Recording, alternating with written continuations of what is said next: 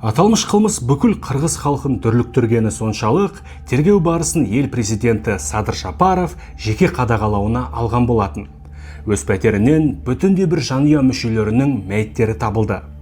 Марқұмдардың бәрі айуандықпен өлтірілген. Бірақ сорақысы бұл емес.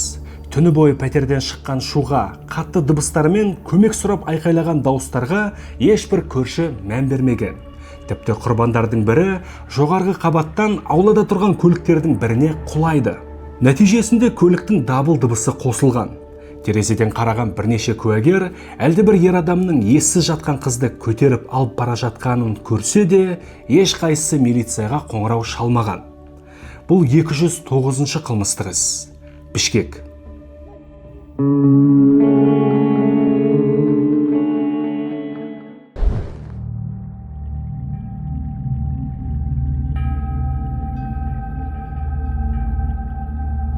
Бесінші ықшамаудандағы 57-ші үйдің ауласы сақшыларға толы. Дабыл қаққан милицияның және жедел жәрдемнің бірнеше көліктері тұр. Ал қызық іздеп келген жұрт болса, өзара шүйіркелесіп, не болғанын болжаумен әлек.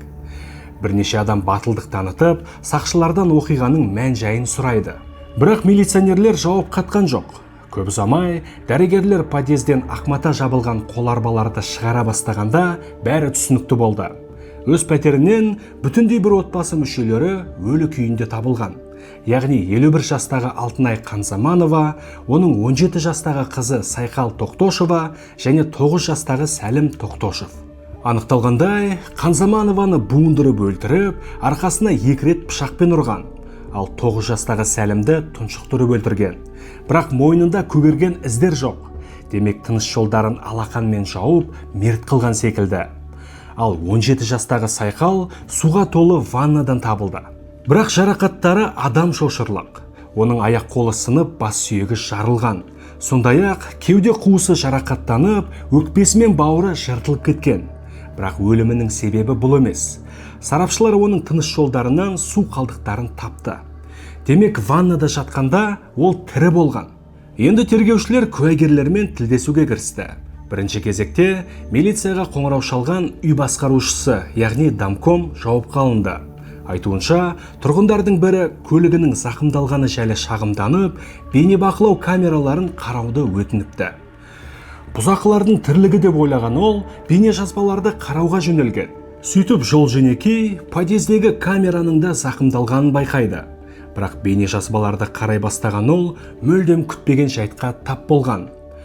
Түн жарымда жоғарғы қабаттан әлдебір қыз құлап, жанама түрде тұрақтағы көліктің біріне тиіп кетеді. Нәтижесінде көліктің дабыл дыбысы қосылады. Ал байқұс қыз бұралаңдап жатыр. Бірнеше секундтан кейін көліктің дабылы тоқтайды. Демек қожайыны пультпен өшірген болуы керек. Ал қыз әлі де аулада жатыр. 1 минуттан кейін подъездегі камерадан әлдебір ер адамның қарасы көрінеді. Ол таяқпен бейнебақылау камерасын ұра бастайды. Сөйтіп камераны істен шықты деп ойлаған болса керек. Әрі қарай аулаға шығып, қайта оралады. Бірақ жалғыз емес. Иығына әлгі құлаған қызды арқалап, 4-ші қабатқа көтерілген. Абдырап қалған үй басқарушысы дереу 4-ші қабатқа қарай бет алады. Сөйтіп азын-аулақ қан тамшыларының 13-ші пәтер есігінің алдында тоқтағанын байқап, шұғыл түрде милицияға қоңырау шалған. Аталмыш кадрларды YouTube'да көрсетуге болмайды. Сондықтан Telegram каналыма ғана салуға мәжбүрмін. Сілтемесі әдеттегідей төменде. Сақшылар бейнебақылау жазбаларын тәркілеп, көрші қолаңды жауапқа алуға кіріседі. Нәтижесінде тергеушілердің абдырап қалғаны бар. Көршілердің бәрі дерлік 13-ші пәтерден шыққан шумен көмек сұрап айқайлаған дауыстарды естіген. Бірақ отбасылық жанжал деп мән бермепті. Десек те, сорақысы бұл емес. Түн жарымда ауладағы көлік дабылы қосылған кезде бірнеше көрші терезеден және балконнан қан жоса болған қызды арқалаған әлдебір ер адамды көрген.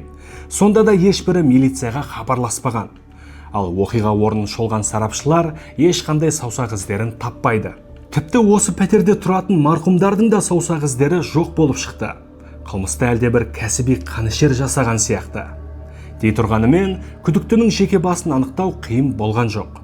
Себебі бейнебақылау видеосын көрген үй басқарушысы да, көршілер де, тіпті сақшылар да оның кім екенін жақсы танитын.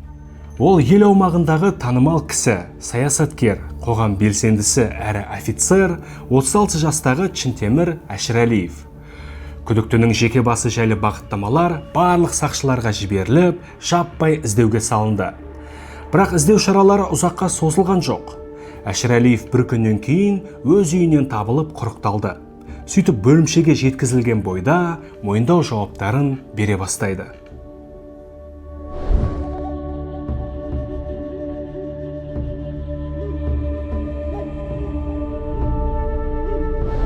«36 жастағы Чинтемір Әшірәлиев Қырғызстандағы танымал адамдардың бірі, отбасылы 3 баланың әкесі. Өмір жолына тоқталсақ, мансабының қарқынды өскенін байқаймыз. 3 жылға жуық ұлттық гвардияда қызмет еткен. Сосын 15 жыл ұлттық қауіпсіздік комитетіндегі мемлекеттік күзет қызметінде жұмыс жасаған. Аталмыш қызмет президенттен бастап мемлекеттік маңызы бар нысандарды қорғаумен айналысады. Лауазымы майор. Сосын мемлекеттік қызметті тастап, саясат және қоғамдық мәселелермен айналысуды шешеді. Әскери қоян-қолтық күресі федерациясының президенті әрі бас бапкері. Сондай-ақ спорт шебері және қара белбеу иесі. Патриоттық бағыттағы бірнеше кітаптың авторы. Ақын.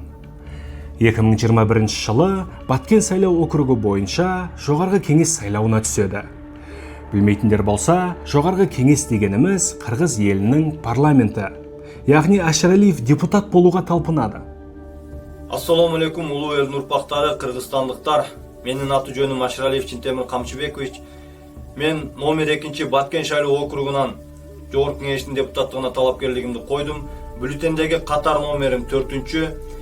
Сайлауалды кампаниясы барысында берген уәделері және жалынды ұрандары көпшіліктің көңілінен шыққаны рас. Себебі ол жалындаған жас жігіт, көп балалы әке, офицер және спорт шебері. Бірақ бәсекелесінен небәрі 1%-ға аз жинап, парламент депутаты бола алмай қалады. Дегенмен, ол бәрібір саяси амбицияларынан бас тартқан жоқ. Сайлаудағы жеңілісін тек тәжірибе деп қабылдап, қоғамдық белсенділігін арттыра түскен. Яғни қарапайым халықпен әрдайым кездесіп, елдің мұңын әмбеге паш етіп жүрді. Үздіксіз сұхбаттар беріп, елдің мәселесі жайлы мақалалар жазды. Мешіттердің құрылысына қолғабыс етті. Тіпті арасында билікті сынапта қоятын. Дей тұрғанымен, бұның бәрі жай ғана болашақ сайлауға дайындық еді. Оның мақсаты түптің түбінде депутат болу.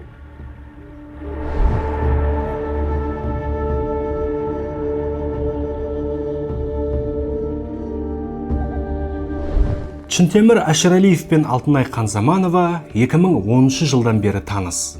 Қанзаманова Финка банкінде қаржыгер болып істейтін. Ал Әшірәлиев аталмыш банктың клиенті ретінде жиі несие алып, басқа да қызметтерін тұтынатын. Яғни қарым-қатынастары бастапқыда тек банк қызметкері мен клиент деңгейінде болатын. Бірақ 2012 жылы екеуі Ыстықкөлдегі демалыс айлағында кездесіп, қарым-қатынастары махаббатқа ұласып кеткен. Әрине, бастапқыда Қанзаманова өзінен 15 жасқа кіші жігітпен көңіл қосқысы келмеді. Оған қоса Әшірәлиевтің жанұясы бар. Бірақ жігіт ерекше табандылық танытып, уәдесін үйіп төгіп берген соң, Қанзаманованың жүрегі ақыры балқиды. Қанзаманованың бұрынғы некесінен Сайқал есімді бір қызы бар. Әшірәлиев оны өз қызындай қабылдауға сөз береді. Нәтижесінде 2014 жылы екеуінің ортақ баласы дүниеге келді. Сәбидің есімін Әшірәлиевтің өзі Сәлім деп қояды. Осылайша ол екі жанұяның арасында ғұмыр кешті. Екі кеменің басын ұстаған суға кетеді демекші, майордың зинақорлығы ақыры оның түбіне жетті. Әшірәлиев жұбайымен ажырасып, Қанзамановаға үйленуге және Сәлімге өз тегін беруге сөз берген болатын. Бірақ берген уәделерінің ешбірін орындаған жоқ. Осылайша 11 жыл өтті де кетті. Әшірәлиев 3 баланың әкесі атанды. Ал некеден тыс туылған Сәлім 9 жасқа толса, Қанзаманованың өзі 50 жастан асты. Уақыт деген өтіп бара жатыр. Әбден шыдамы таусылған әйел Әшірәлиевті қыспаққа ала бастайды. Оның бұрынғы жылтырақ жылы сөздері Қанзамановаға енді өтпейтін болды.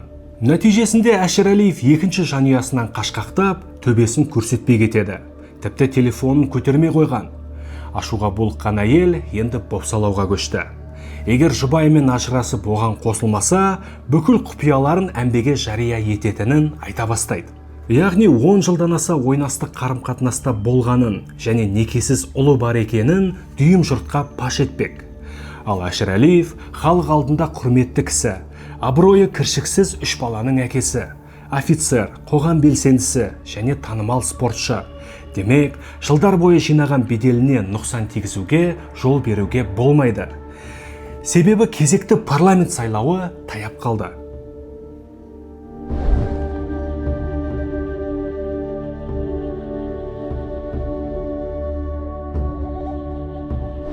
Қанзаманова қайта-қайта қоңырау шалып қорқыта берген соң, Әшірәлиев онымен сөйлесуге оқталды. Сөйтіп түн жарымда әйелдің пәтеріне келеді. 9 жастағы ұлы мен 17 жастағы өгей қызы өз бөлмелерінде қалың ұйқыда жатыр. Әшірәлиев пен Қанзаманова зал бөлмесінде сөйлесе бастайды. Бірақ бос уәделерден әбден шаршаған әйел дау көтере бастаған. Анықталғандай, Әшірәлиев тізгіндеген Toyota Highlander көлігін Қанзаманова алып берген екен. Сондай-ақ, жоғарғы кеңес сайлауына түскенде де қаржылай көмектескен. Ашуға булыққан әйел бүкіл жасаған игіліктерін бетіне басып, бәрін қайтарып беруді талап етеді. Ызадан көзі қарауытып кеткен ол Қанзаманованы күрестік әдіспен қылқындырып талдырады. Сөйтіп ас бөлмесінен пышақ әкеліп, арқасына 2 рет сұғып алған. Оқиғаның қалай болғаны нақты есімде жоқ, бірақ арқасынан 2 рет пышақтадым. Сөйтіп шок жағдайында Алтынайдың қасында 5-10 минуттай қалшайып тұрдым. Сосын Сәлімнің бөлмесіне барып, қасында ұзақ отырып қарап тұрдым. Одан кейін оның бетіне жастық басып, тұншықтыра бастадым. Тынысы тоқтағанына көзім жеткен соң, бөлмеден шығып кеттім. 9 жастағы туған ұлын өлтірген соң, 17 жастағы өгей қызының бөлмесіне кіреді. Бірақ Сайқал оянып кеткен болып шықты. Байқұс қыз егіліп жылап, ләм деуге дәті бармайды. Сайқалдың бөлмесіне кірсем, ол ояу екен. Жылап тұр. Мен оны өзіме қарай шақырдым. Жақындаған кезде мойнынан шап беріп ұстап, қылқындыра бастадым. Ол талып қалды.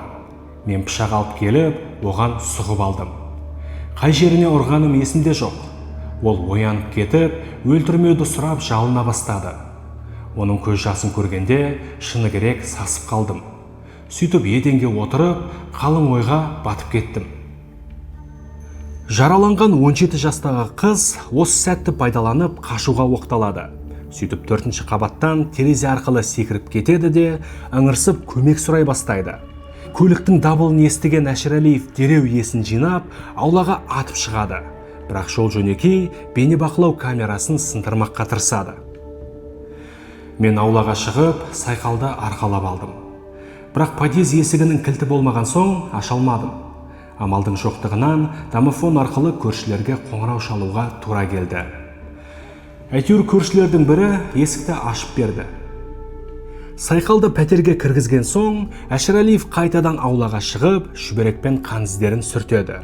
Сондай-ақ, подъезде тамған қан іздерін де сүрткен.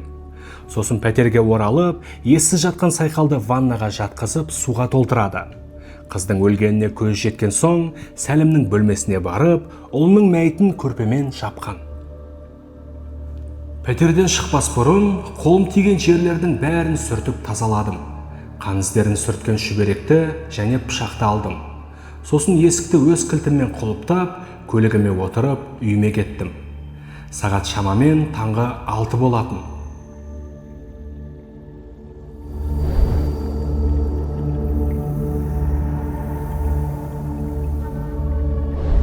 Тергеу барысында ағынан жарылған Әшірәлиев қылмыстық қасақана жоспарлап жасағанын мойындаған болатын, бірақ сот барысында жауаптарынан бас тартты.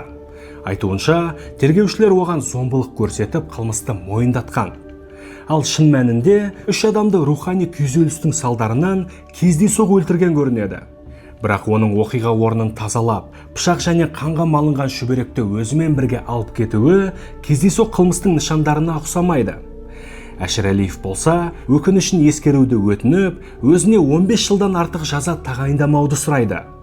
сот шешімімен 36 жастағы Чинтемір Әшірәлиев өмір бойына бас бостандығынан айырылды. Сондай-ақ оған 80 мың сом айыппұл салынды.